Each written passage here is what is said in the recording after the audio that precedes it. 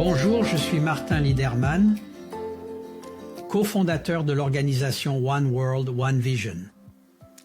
Il y a plus de 10 ans, mon associé et moi-même, lors d'une mission chirurgicale au Belize, avons fondé One World, One Vision, afin de former des ophtalmologues locaux et d'étendre ainsi notre champ d'action. Nous avons réussi et depuis, notre organisation s'est rendue dans de nombreux pays et a démontré le succès de nos idées. Nous avons ajouté des anesthésistes et des intensivistes pédiatriques à la mission afin de former des médecins locaux et de rendre l'expérience chirurgicale de nos patients plus sûre. Depuis, nous avons réalisé que le paradigme d'un patient, d'un étudiant et d'un chirurgien, bien qu'efficace, ne pouvait pas répondre aux besoins. Des dizaines de millions d'enfants et d'adultes souffrent de strabisme et d'amblyopie. Nous avons donc décidé de soutenir et de promouvoir un cours vidéo sur le strabisme et l'amblyopie et avons demandé au Dr Bert Kouchner d'élaborer un programme d'études et de recruter des experts internationaux pour donner des conférences. Nous avons stipulé que le cours devait être traduit en plusieurs langues et distribué gratuitement dans le monde entier aux chirurgiens ophtalmologistes.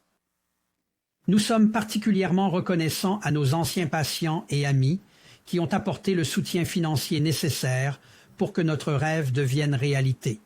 Nous sommes ravis que le Dr Kouchner ait accepté de relever le défi et nous espérons que vous trouverez les conférences à la fois stimulantes et éducatives et que vous les partagerez avec vos collègues et vos étudiants.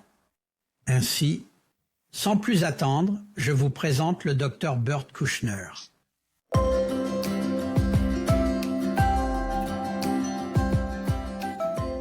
Bienvenue dans le cours complet Un monde, une vision sur le strabisme et dans la conférence d'aujourd'hui sur la chirurgie du muscle droit. Si vous êtes nouveau dans la série, je suis heureux que vous soyez là. Et si vous êtes un téléspectateur assidu, je suis heureux de vous accueillir à nouveau. Aujourd'hui, j'ai le plaisir de vous présenter notre conférencier, le Dr Jean de Faber de Rotterdam. Le Dr de Faber est ophtalmologiste pédiatrique à l'hôpital ophtalmologique de Rotterdam. Il est également consultant auprès du Zoo Bliesdorf de Rotterdam. Je vous présente le Dr de Faber. Bonjour, aujourd'hui j'aimerais vous parler de la chirurgie du muscle droit, un cours complet sur le strabisme offert par One World, One Vision. Pour la chirurgie du muscle droit, nous parlerons des types d'incisions, des avantages et des inconvénients de ces types d'incisions. La récession est un affaiblissement du muscle, la résection est un resserrement du muscle. Nous parlerons un peu de l'applicature, de la fixation postérieure, de la stabilisation de la poulie et des questions péropératoires. En outre, j'aimerais parler du test de force de duction, du test de retour élastique et de l'influence ou non de la position des yeux sous anesthésie sur votre décision. Et bien sûr, les complications et de la manière de les éviter. Il existe plusieurs types d'incisions. L'incision limbique, vous aurez une meilleure exposition du muscle extraoculaire et plus sûre en cas de conjonctive fragile, mais la plaie est proche de la cornée. L'incision Swann est une incision au-dessus de l'insertion du muscle qui permet une bonne exposition, mais laisse des cicatrices conjonctivales. Dans l'incision du fornix, la plaie est couverte par les paupières, mais l'exposition est moins bonne. MIS, Minimal Incision Surgery, est la chirurgie du strabisme par incision minimale. Les incisions minimales laissent moins de cicatrices sur la conjonctive, mais l'exposition et la vue d'ensemble du muscle extraoculaire opéré sont limitées. Laissez-moi d'abord vous montrer l'incision limbique.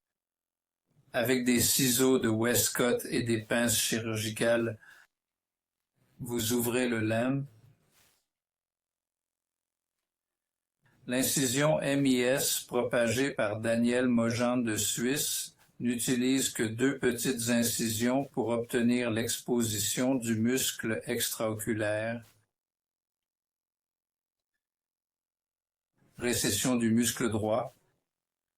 Elle permet d'affaiblir le muscle en le plaçant en arrière de l'incision anatomique. Avec cette nouvelle position, la contraction musculaire qui en résulte se traduira par une rotation plus faible du globe dans le champ d'action de ce muscle. Laissez-moi vous montrer comment se déroule cette procédure. Après avoir ouvert la conjonctive, comme vous l'avez déjà vu, vous accrochez le muscle avec 2 crochets à muscle. Ensuite, vous utilisez une suture Vicryl 6.0 pour suturer un côté du muscle. Ensuite, une deuxième suture avec une même aiguille spatulée est utilisée pour finaliser de suturer les 2 extrémités du muscle de façon sécuritaire. Avec les ciseaux de Westcott, vous coupez le muscle extraoculaire de son insertion.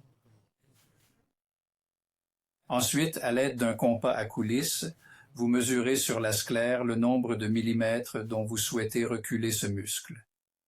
La première suture dans la sclérotique est visible ici à la distance prévue de 5 mm, puis la deuxième suture dans la sclérotique. Vous nouez ensuite les sutures de manière appropriée afin qu'elles ne se défassent pas spontanément. Vous fermez ensuite la conjonctive à l'aide d'une suture Vicryl 7.0. Ce sont les sutures Vicryl 6.0 que j'utilise pour le muscle extraoculaire. Et voici un Vicryl 7.0 pour la conjonctive que j'utilise à l'hôpital ophtalmologique de Rotterdam. À la fin de l'opération, vérifiez la fermeture de la plaie, coupez la tenon excédentaire et la conjonctive lorsqu'elle recouvre la cornée. J'utilise des anesthésiques topiques sous-conjonctivaux à longue durée d'action qui peuvent être utiles pendant les premières heures après l'opération pour soulager la douleur, surtout si vous examinez les patients quelques heures après l'opération parce qu'ils peuvent ouvrir les yeux sans douleur. Vérifiez le test du retour élastique. Mais avant même de commencer l'opération, ce qui est très important, si c'est d'effectuer un time-out pour répondre à des questions importantes, vous vous posez les questions suivantes. S'agit-il du bon patient? Et on revérifie les versions et le test à l'écran. Le patient est-il apte à subir une anesthésie et une intervention chirurgicale? Quel œil allons-nous opérer? Quel muscle? Quelle procédure? Et combien de millimètres? Ayez un plan chirurgical visible sur le mur de votre salle d'opération et prévoyez un plan B en cas d'imprévu ou si la position des yeux sous anesthésie est inattendue.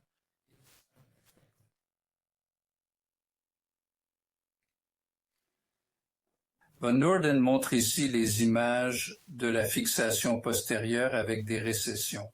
Vous faites d'abord la récession et enfin vous attachez les sutures de fixation postérieure.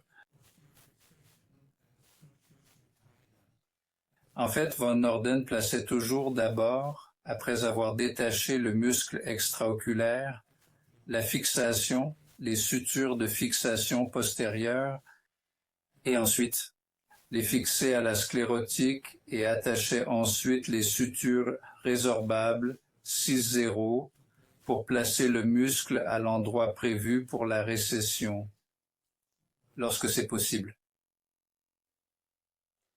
Vous pouvez également utiliser la fixation postérieure sans récession. Il suffit alors d'accrocher le muscle, aller aussi loin que possible en arrière. Je vous montrerai les chiffres qu'il a prescrits. Le fil de fixation postérieure que j'utilise pour cette fixation postérieure est le fil Mercilène 5.0 non résorbable.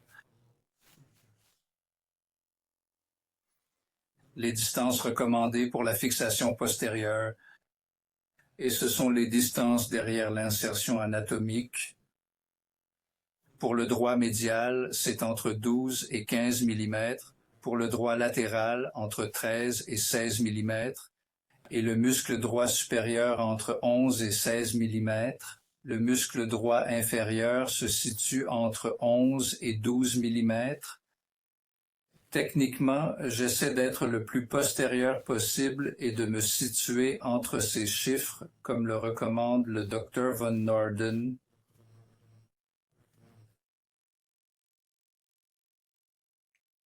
Maintenant, une résection d'un muscle droit.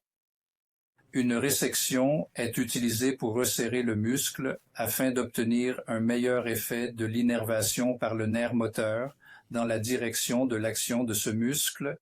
L'importance de la résection dépend des mesures préopératoires. Par les tests de traction, il est important d'exclure une contracture possible de l'antagoniste. Les résections auront moins d'effet si le muscle présente un certain degré de parésie. Et bien sûr, dans les résections, vous enlèverez du tissu musculaire viable.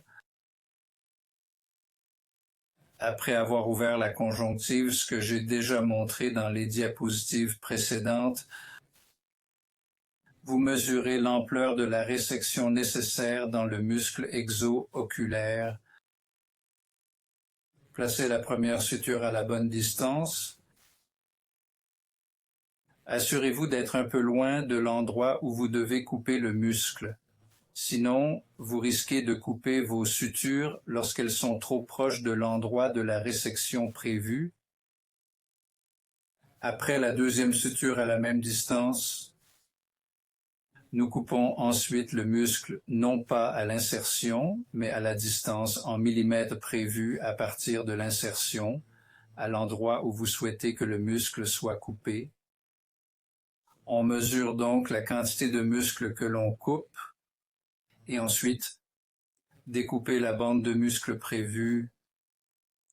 Vous attachez ensuite le muscle à l'ancienne insertion anatomique et la résection nette correspond à la quantité de muscle que vous avez coupé. Refermez ensuite la conjonctive avec le suture vicryl résorbable 7.0 au niveau du limbe.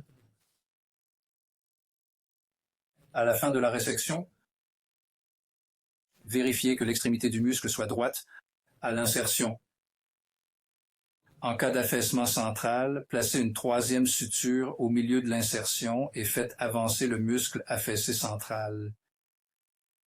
Si vous ne le faites pas, l'effet de la résection risque d'être moindre que prévu.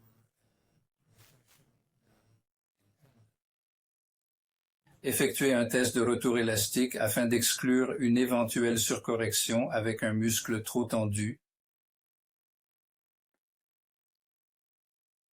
Il arrive que l'on combine une récession et une résection dans le même œil. Dans ce cas, il faut effectuer la procédure d'affaiblissement avant la procédure de resserrement. Ainsi, on procède d'abord à la récession suivie de la résection afin de moins manipuler le muscle réséqué qui risque davantage de se détacher du globe parce qu'il est plus tendu que le muscle réséqué. Et si l'on procède à la résection du muscle en tant que deuxième intervention, le risque de perdre ce muscle est moindre.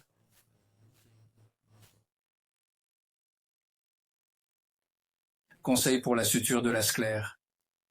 Utilisez des aiguilles spatulées à coupe latérale. La bouchée sclérale ne doit pas être trop superficielle pour risquer un décollement du muscle et elle ne doit pas être trop profonde au risque d'une perforation sclérale et d'un possible éventuel décollement de la rétine. Gardez la pointe de l'aiguille vers le haut comme un voilier qui traverse les vagues. Ne faites pas de votre aiguille un sous-marin. Lorsque l'aiguille est à mi-chemin du tunnel scléral, elle est moins aiguë et n'est plus beaucoup tranchante. Cela peut vous aider à manipuler l'aiguille si le côté opératoire est très serré. Il n'y a donc plus de grand danger une fois que l'aiguille a atteint la moitié du tunnel.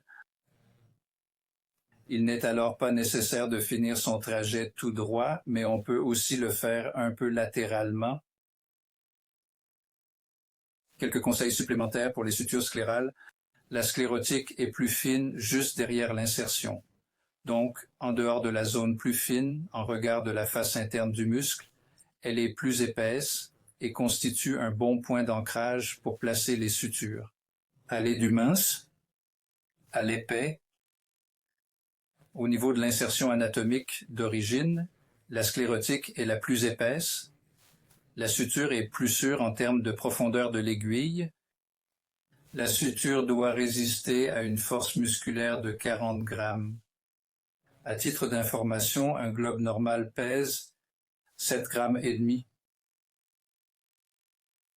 Vous voyez ici une illustration où l'on passe du mince à l'épais avec des sutures sclérales. Cela signifie que vous devez parfois utiliser un mouvement de l'avant ou de revers selon si vous êtes droitier ou gaucher.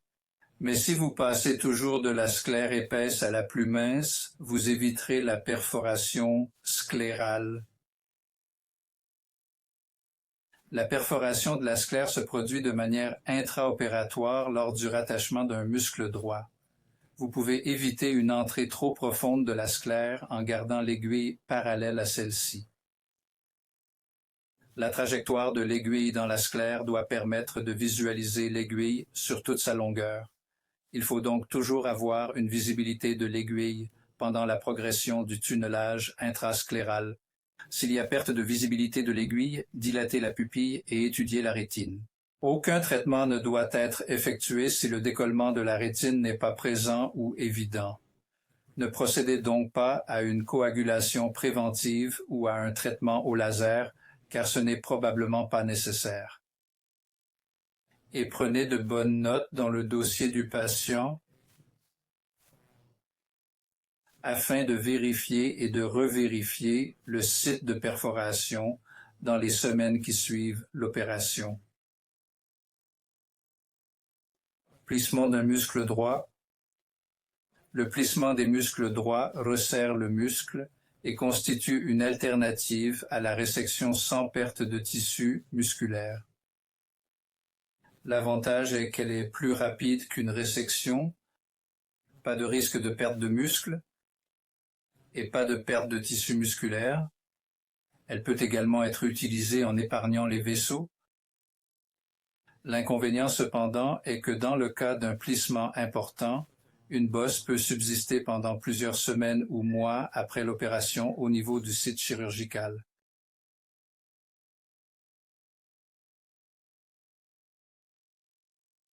Réparation des muscles droits endommagés.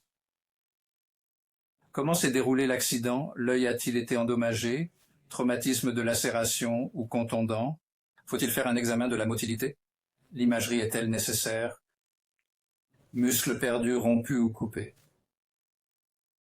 Muscle fendu? Ou y a-t-il une déchirure du lambeau?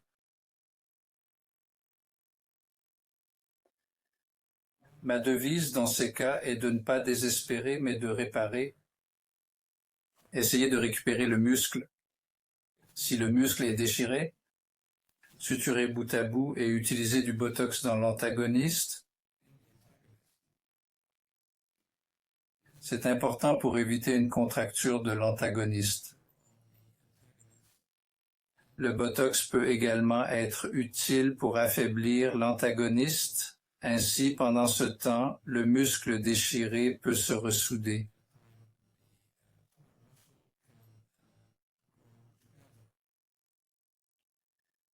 Si le muscle extraoculaire est perdu, on utilise la transposition partielle des muscles voisins.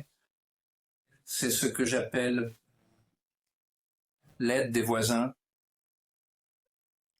Réparer une déchirure du lambeau comme l'a décrit Irène Ludwig. Test de duction forcée. Abrégé FDT, en anglais Force Duction Test. Ce test de duction forcée vous donne des informations sur le degré de tension ou de relâchement des muscles. Y a-t-il des restrictions et dans quelle direction? Un muscle contracturé réagira davantage à une certaine récession qu'un muscle normal. Vérifiez également le test de duction forcée après avoir enlevé un muscle contracturé. Si le test de duction forcée n'est toujours pas normal, le muscle apparemment contracturé n'est pas la seule cause de restriction. Cela peut vous aider à prendre une décision clinique et chirurgicale. Vous voyez ici un rapide test de duction forcée normale. Le test de duction forcée suivant est normal dans l'œil gauche, mais anormal dans l'œil droit. Vous voyez ici l'élévation normale. Mais dans l'œil droit, vous constatez une restriction de l'abduction et de l'élévation. Le test du retour élastique. Le test du retour élastique peut être utilisé pour se faire une idée de la tension d'un muscle avant et après une intervention chirurgicale. Lorsque l'œil revient dans une position trop éloignée de la position primaire ou trop éloignée de la position du muscle droit qui vient d'être réséqué, c'est le signe d'une surcorrection. Ce qui est un signe de surcorrection, le muscle doit donc être ajusté au cours de la même séance ou par une suture ajustable pour corriger la position des yeux après l'intervention, soit en salle de réveil ou en clinique, en fonction de votre situation professionnelle. Position des yeux sous anesthésie générale. Certains auteurs affirment que la position de l'œil sous anesthésie générale permet de déterminer une meilleure réponse à la dose dans la correction du strabisme. Personnellement, je remarque la position des yeux sous anesthésie générale, mais cela ne modifie pas mon plan chirurgical, si ce n'est que je revérifie mon plan opératoire si le patient présente une position paradoxale des yeux. Dans mes mains, le test d'abduction forcée a plus souvent une influence sur la modification de mon plan chirurgical que la position sous anesthésie générale. Sutures ajustables. J'ai utilisé plusieurs techniques de sutures ajustables, mais je ne me sens pas à l'aise avec ces techniques. J'ai rarement besoin de les ajuster. En cas de sur- ou sous-correction non désirée, j'ajusterai lors d'une autre intervention et le patient est informé de la possibilité d'une chirurgie de retouche avant que le patient ne soit programmé pour la première chirurgie du strabisme. Je sais donc que plusieurs autres collègues utiliseront des sutures ajustables. Je n'en suis pas vraiment fan, mais cela peut être utile et je pense que le Dr Kushner en parlera un peu après ma présentation. Infection post-opératoire, conjonctivite, soit infectieuse, soit allergique, granulome dû à un corps étranger, par exemple les sutures, kyste d'inclusion épithéliale, abcès sous-conjonctivaux, cellulite orbitaire et endophthalmie. Je vais poursuivre cette liste dans les prochaines diapositives. Bien sûr, ce qui est très important, c'est la prévention des infections. Il faut donc travailler dans des conditions stériles. Rechercher la présence de sécrétions nasales provenant des narines et du lac lacrymal, en particulier chez les tout jeunes enfants. Désinfection de la peau et des fornix conjonctivaux avec de la bétadine iodée et attendre 3 minutes pour l'effet de la désinfection. Le drapage doit être effectué avec précaution pour éviter d'exposer la peau et les cils non désinfectés. Certains chirurgiens trempent les sutures dans l'iode avant de les utiliser. Prévention de l'infection pendant l'opération. Travailler proprement. Traiter la blépharite et les autres infections bien avant l'opération. Essayez d'éviter les paupières, la peau et les cils et n'enfouissez pas les cils sous la conjonctive. Fermez hermétiquement les plaies avec des sutures résorbables ou de la colle tissulaire. Et évitez le prolapsus de l'atenon, car il peut servir de mèche à une infection qui se propagerait sous la conjonctive.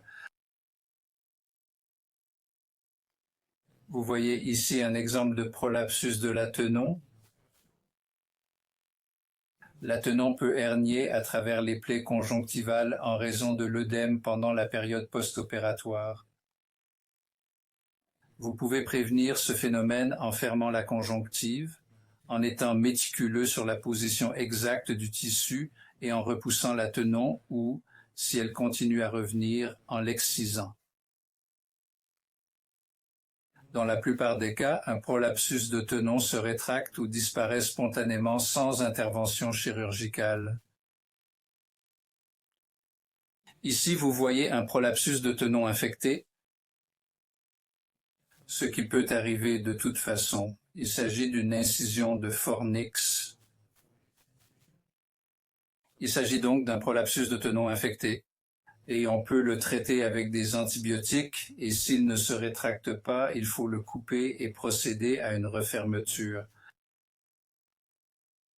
Le délène cornéen est une petite zone d'amincissement associée à un gonflement conjonctival adjacent. Comme vous pouvez le voir, il est indiqué par la flèche. Prévention. En prévention, il faut veiller à ce que la conjonctive se referme sans épaississement, ce que l'on voit moins dans l'incision de fornix. Le traitement du délène consiste en une occlusion de l'œil pendant 1 ou 2 jours avec un coussin oculaire et une pommade, goutte lubrifiante ou l'excision de la conjonctive incriminée. Granulome chronique de suture. Vous voyez sur cette diapositive un exemple de masse hyperémique localisée sur l'insertion musculaire. Il s'agit d'une réaction non allergique à un corps étranger au matériel de suture. Vous pouvez l'éviter en utilisant des sutures synthétiques résorbables, ce que nous faisons déjà, mais on peut aussi la traiter avec des gouttes de corticostéroïdes topiques. Et si le pire se produit, vous pouvez bien sûr procéder à l'excision du granulome. Voici un exemple de granulome pyogène qui a été traité avec des antibiotiques.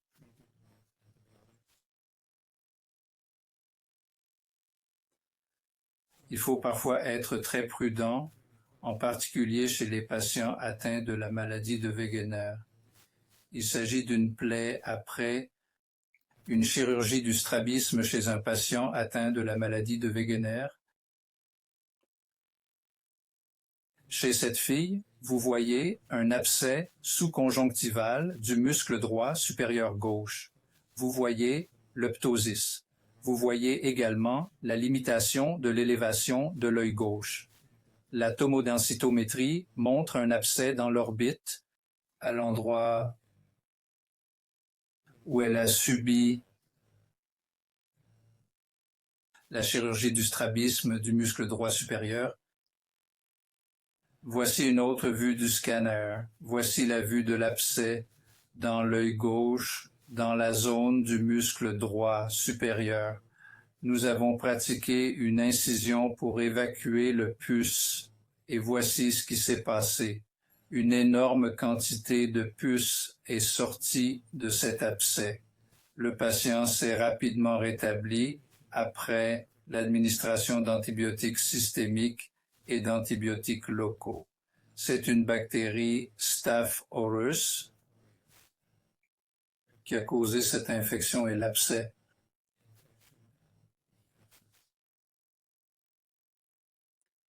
Cellulite orbitale. Elle est très rare après une chirurgie du strabisme, mais elle peut se produire. Les signes cliniques sont les suivants: œdème des paupières, douleur, rougeur conjonctivale, proptose, diminution de la motilité, fièvre et leucocytose. L'imagerie permet de différencier la cellulite préseptale de la cellulite orbitaire. Le traitement doit consister en une hospitalisation avec administration d'antibiotiques par voie intraveineuse.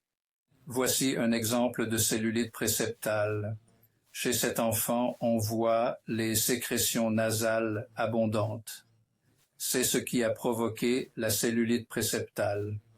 Il ne s'agissait pas d'une chirurgie du strabisme, mais simplement d'un exemple.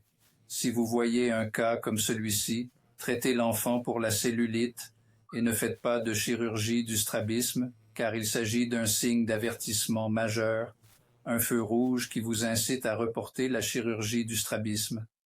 Il s'agit d'un cas de cellulite orbitaire. L'enfant a dû être traité par antibiotiques intraveineux à l'hôpital. endophtalmie. Il s'agit d'une complication potentiellement aveuglante, généralement associée à une perforation accidentelle de la sclère, mais certaines séries ont montré que dans les cas d'endophtalmie après opération du strabisme, aucune perforation n'a été constatée. Ainsi, même sans perforer la sclère et pénétrer la rétine et la cavité vitréenne, on peut avoir une endophtalmie. Alors que l'incidence de la perforation de la sclère est de l'ordre de 10% dans la littérature, l'incidence d'endophtalmie après une chirurgie du strabisme est très faible. Nous pensons qu'elle est d'environ un cas sur 30 000. Ici, vous voyez une endophtalmie 5 jours après une récession du droit latéral gauche et une récession du droit latéral droit, mais l'endophtalmie ne s'est produite que dans l'œil gauche. Et vous voyez cet hypopion dans l'œil gauche, une photo plus rapprochée à la lampe à fente sur la diapositive inférieure gauche. Vous voyez qu'il s'agit d'une véritable endophtalmie, car l'échographie de la cavité vitréenne montre également des signes d'infection. Il s'agit du même œil juste avant que nos chirurgiens vitréo-rétiniens ne procèdent à une vitrectomie. Il est intéressant de noter qu'aucune perforation de la sclère n'a été constatée, ni de l'extérieur ni de l'intérieur. Le chirurgien rétinien a vraiment inspecté la rétine périphérique du côté de la suture de la récession du droit latéral et n'a pas pu trouver une perforation. Les kystes d'inclusion peuvent survenir à la suite d'une intervention chirurgicale, mais vous ne les découvrirez qu'en cas de réintervention chirurgicale et ils doivent être retirés car ils peuvent limiter la motilité. Voici un autre kyste d'inclusion épithéliale dans l'œil gauche d'un jeune garçon qui avait subi une récession du droit interne de l'œil gauche. C'est ce que nous avons trouvé environ 6 mois plus tard, lorsqu'il s'est plaint d'une masse dans son œil gauche, dans le cadran nasal supérieur. Cette masse a été entièrement retirée. Parfois, les patients viennent à la clinique et disent « Quelle est cette ligne dans mon œil opéré ?» Il s'agit de la ligne normale de l'insertion anatomique du muscle. Lorsqu'un muscle est retiré de son site d'insertion original, celle-ci devient visible à travers la conjonctive. Il n'y a pas de traitement pour cette complication mineure. Il n'y a pas de traitement pour cette complication mineure et il suffit de rassurer et d'expliquer. Il suffit d'expliquer au patient qu'il s'agit d'une simple modification de son anatomie normale afin d'obtenir des yeux droits. Anomalie de la fissure de la paupière. Le déplacement de la paupière après une chirurgie du droit vertical se produit dans la même direction que le déplacement de l'insertion du muscle vertical. Donc, si vous faites une récession des muscles droits supérieurs ou inférieurs, la fissure de la paupière s'élargira, mais la récession du muscle droit médial ou du muscle droit latéral peut également induire un élargissement des fissures palpables. Les résections, cependant, peuvent produire un rétrécissement des fissures palpables. Si vous constatez déjà une fissure asymétrique de la paupière, vous pouvez parfois utiliser votre résection ou votre récession pour la rendre plus symétrique. L'ischémie du segment antérieur survient lorsque les artères ciliaires antérieures sont coupées au cours d'une chirurgie du strabisme. Les manifestations cliniques de l'ischémie du segment antérieur sont le plus souvent détectables cliniquement par une uvéite antérieure légère et spontanée. Les ischémies du segment antérieur plus graves se traduisent par une uvéite importante accompagnée d'anomalies pupillaires, d'une kératopathie, d'une atrophie de l'iris, correctopie, pupille immobile, opacification de la cornée, cataracte, glaucome, hypotonie, et peut provoquer un phthisis double B. Et c'est quelque chose que l'on ne veut pas. Les facteurs de risque de l'ischémie du segment antérieur sont l'âge avancé, une anomalie affectant le flux sanguin comme la leucémie, l'hémocystinurie, les hémoglobinopathies, les anomalies des petits et gros vaisseaux, le diabète, l'hypertension, l'athérosclérose, les maladies de l'artère carotide et les fistules caverneuses de la carotide, des anomalies orbitaires et oculaires, par exemple une uvéite antérieure puis une orbitopathie liée à la thyroïde. Il ne faut jamais opérer 3 muscles droits ou plus, en particulier les muscles droits supérieurs et inférieurs, qui sont les principales sources d'alimentation du segment antérieur. Si l'on opère le muscle droit supérieur et inférieur et le muscle droit médial ou latéral, le risque d'ischémie du segment antérieur est élevé. Et une intervention chirurgicale antérieure, bien sûr, une bande scléralelle, une diathermie, une cryothérapie ou d'autres procédures peuvent affecter le flux sanguin du segment antérieur. Il convient donc d'être prudent avec ses yeux déjà pré-traités. Prévention de l'ischémie du segment antérieur. Limiter le nombre de muscles droits lors de la même opération, ce dont je viens de parler. L'incision au fornix peut être utile. L'utilisation de la toxine botulinique peut aider à réduire le nombre de muscles et l'épargne des vaisseaux ciliaires antérieurs. Vous voyez sur les photos de droite comment on peut faire une récession du muscle tout en épargnant les artères ciliaires antérieures. Artères ciliaires. En cas d'ischémie du segment antérieur, il faut utiliser des agents cycloplégiques, des stéroïdes topiques et systémiques. Certains cas sont décrits qui ont un résultat positif avec l'oxygène hyperbarique et un contrôle de la pression intraoculaire. Une autre complication mineure est l'augmentation de la vascularisation de la conjonctive. L'augmentation de la vascularisation de la conjonctive est fréquente après une chirurgie du strabisme. L'œil n'est pas toujours rouge, mais il le devient lorsqu'il est exposé à des irritants. Par exemple, en nageant dans une piscine ou dans la mer qui contient du sel ou du chlore. D'autres irritants sont également connus comme l'épluchage d'oignons. Voici un exemple de glissement musculaire.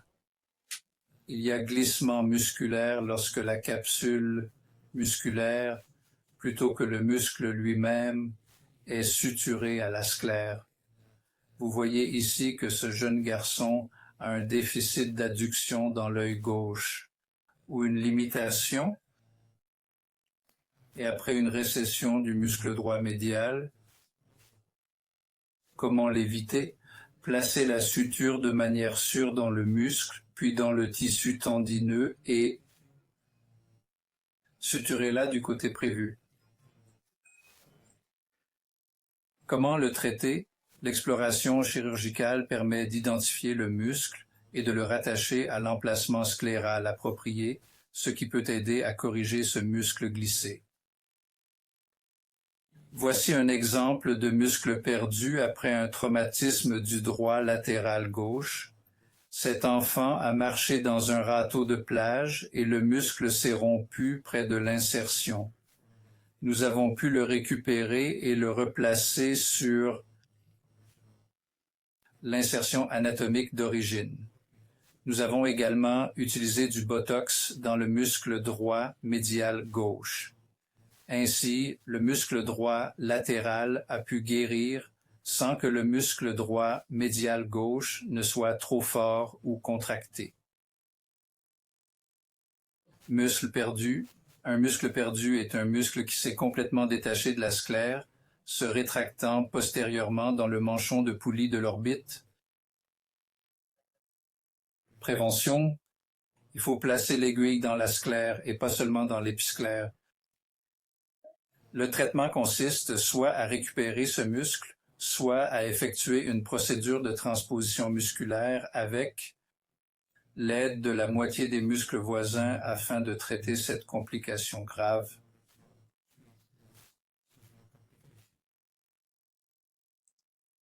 Diplopie post-opératoire.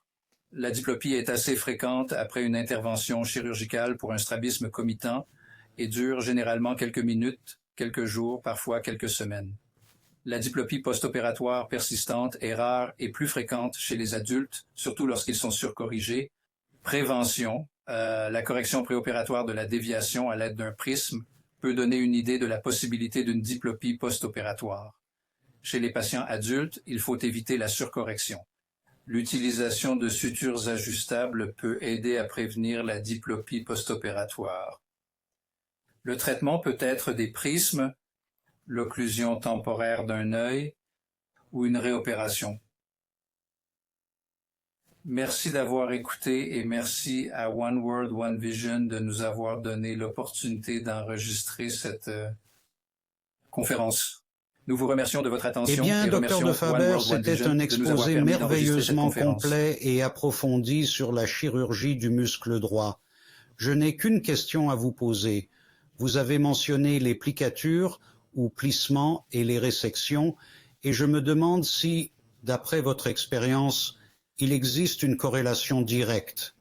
Est-ce qu'un millimètre de résection a le même effet qu'un millimètre de plicature, ou devez-vous modifier votre table normale, votre formule chirurgicale si vous passez d'une résection à une plicature?